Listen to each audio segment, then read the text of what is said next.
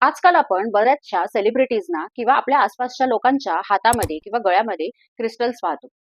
मात्र हे क्रिस्टल आले तरी कुठून? ह्यांचं काम काय? हे कसे काम करतात? हे कशासाठी घालायचे असतात?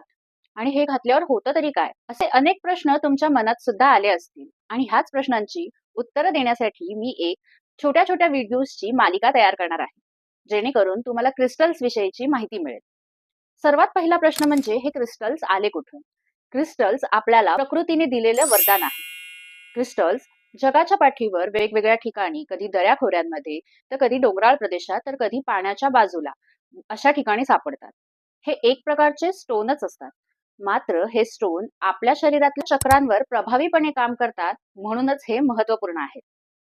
पुढच्या भागांमध्ये आपण काही पर्टिक्युलर क्रिस्टल्स विषयी माहिती घेणार आहोत. तुम्हाला क्रिस्टल्स विषयी माहिती जाणून घ्यायला आवडेल का? आणि ही सीरीज तुम्हाला पाहायला आवडेल का? हे मला कमेंटमध्ये नक्की सांगा.